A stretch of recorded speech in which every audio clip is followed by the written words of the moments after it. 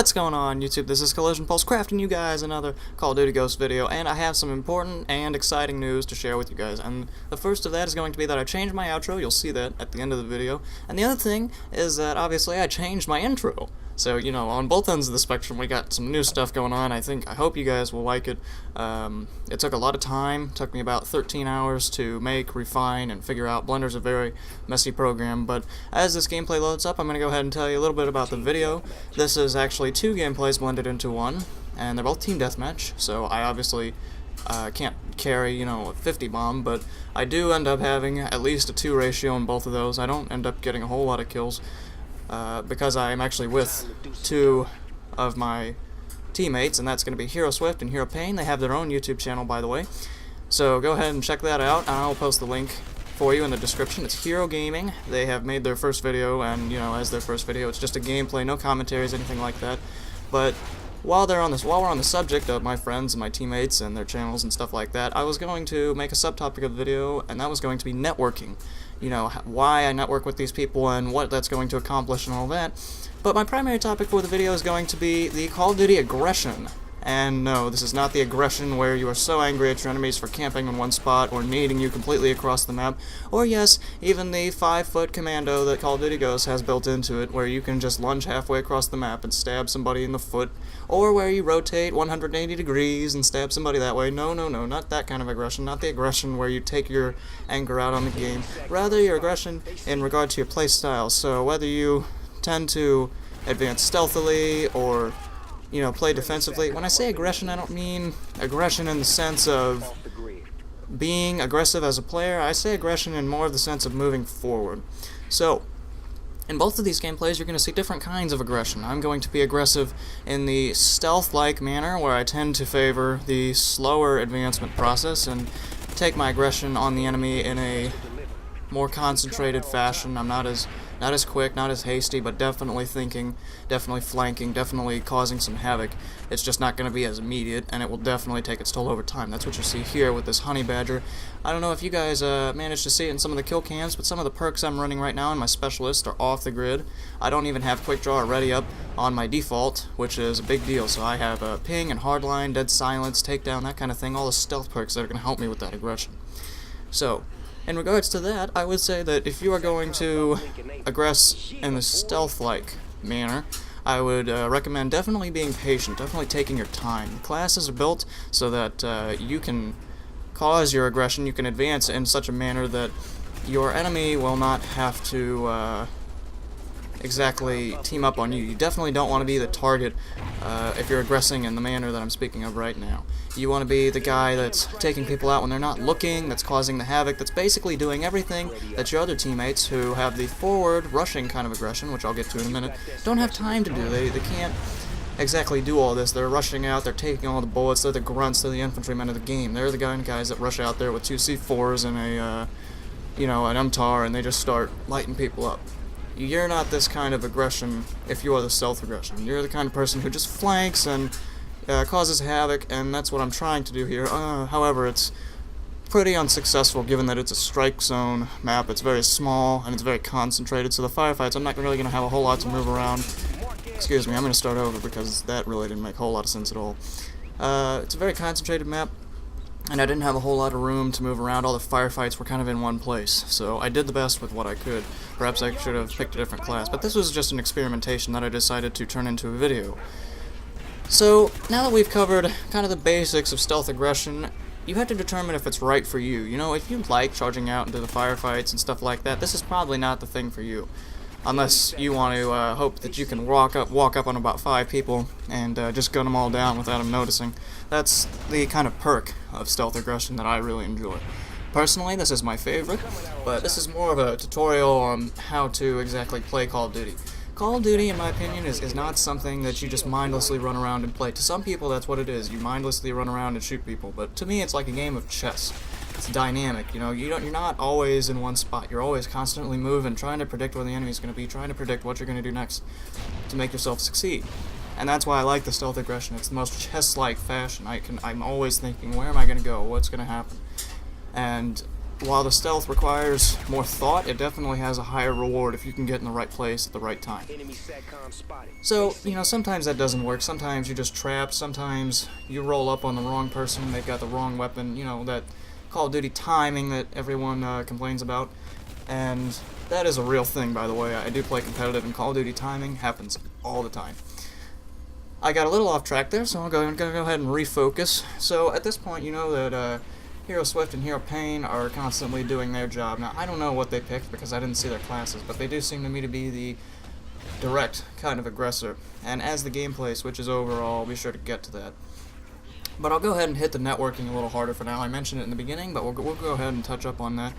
The networking essentially allows me to gain their subscribers and them to gain my subscribers, and it kind of just passes everybody around. Everyone gets to see new content. Everybody's happy. Networking is mutually beneficial to both parties, and so that's what I was trying to do here, was give them a little bit of a boost and at the same time expose myself to some new viewers. So that's essentially what the networking is. But like I said, go ahead and check out their channel. I'll post the link in the description, and there's not much to check out yet, but they'll have some good content rolling your way. So we're underway to the next gameplay, which is on Freight, and I am rocking the stealth aggression initially. You can see that right off the bat I'm going to be taking the flanking route, you know, going underneath, that kind of thing. I don't know why I chose to go underneath again, but I did. I hoped that I could, you know, kill that guy if he was underground. Didn't quite work out so well. He had an M27. Didn't quite realize that until it was too late. In any case, you're going to see that after a while I'd start to get annoyed, I start dying, and I begin to switch to a more direct kind of playstyle, because these guys are dug in deep, and being stealthy is not going to work if you don't have a route that you can take. So while I'm just kind of sitting here getting gunned down, I'll go ahead and I guess explain my new intro and stuff like that. So that took me about 13 hours to make, and it was a very, very cool intro, I think, but props to Pandora Will for helping me out with that. If you haven't checked out his channel, go ahead and subscribe to him. In the meantime, as you can see, I switched to the Maverick. I got annoyed, and immediately I'm doing better. I've got my first 2 kills of the game, and I haven't died. I'm very hurt, but immediately it's becoming clear to me that this is the kind of aggression that I want for this map and this set of players in this game, and yada yada yada. So with the direct aggression, you can tell that I'm not wasting any time with suppressors. I'm not wasting any time with takedown. I'm very aggressive in the sense that I push, and I'm constantly trying to either hold an area or gain ground or just kind of just broadcast my position. You know, I'll gun down 2 different people and be like, here I am, I'm the infantryman, yeah, go ahead and shoot me. And sometimes that's not the best thing to do, but I'm definitely the stereotypical grunt in this fashion. I'm not wasting any time on the flanks. I'm checking the flanks, but I'm not going towards the flanks. I can't really gravitate mid-map at the moment because most of my kills have been underneath, and I know that that's where they're going to be. Essentially, this direct form of aggression is just rushing as quick as you can to the enemy and neutralizing as many of them as you can. Especially in a team deathmatch game like this, the forward aggressor's job is going to be to cause as many kills as quickly as possible. And while that's the objective of the game, the stealth aggression still has its purpose, which is to cause havoc and distract the enemy team enough that the direct aggressors can go in and do their job. And as you can see, it's paying off really well. I'm scoring a lot of nice shots, not dying as much, and I do actually finish the game with a 2 ratio. So it is beneficial, and it does balance out. Now, I also have Scuff. And, oh yeah, that reminds me, I haven't talked about that yet, have I? Me and my team just got sponsored by Cinch Gaming, which is an off-brand Scuff controller. I'll give you a quick rundown about what the Scuff controller is. It's essentially a regular Xbox 360 controller that has paddles on the back of it that correspond to A, X, Y, or B.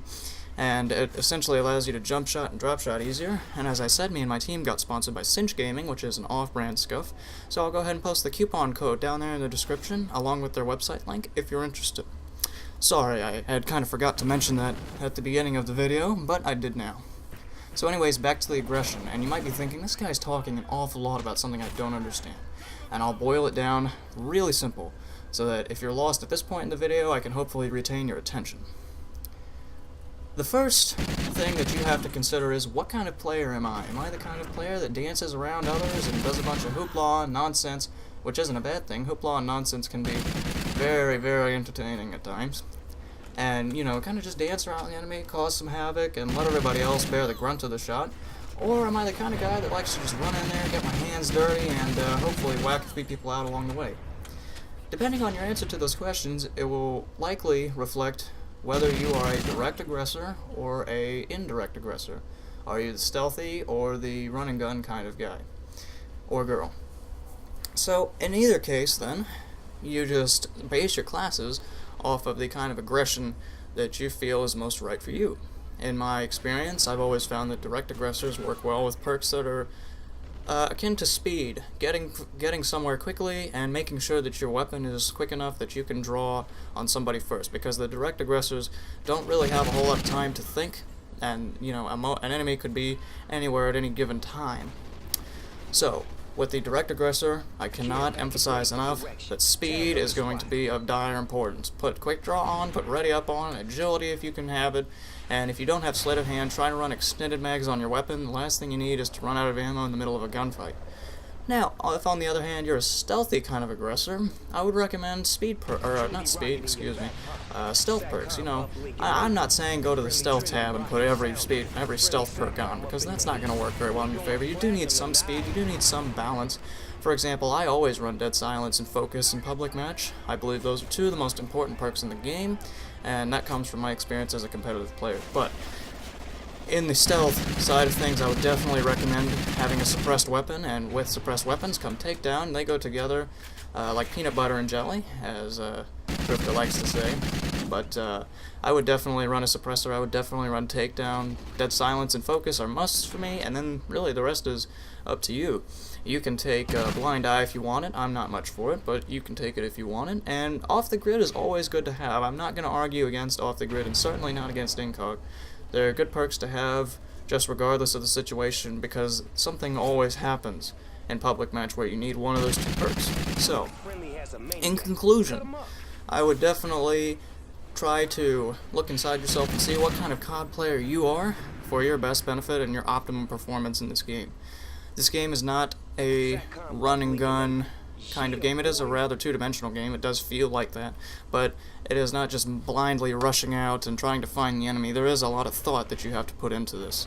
And I will again go ahead and touch up on the networking topics. Be sure to check out Hero Swift and Hero Paint's channel. They're desiring to grow as I have, and I know how that feels. So I'll post the link in the description, and again, be sure to check out Cinch Gaming if you're interested. At this point, guys, I am running out of things to say, so this is Collision, checking out. See, there's the new outro that I had. This is Collision, checking out. I will see you next time.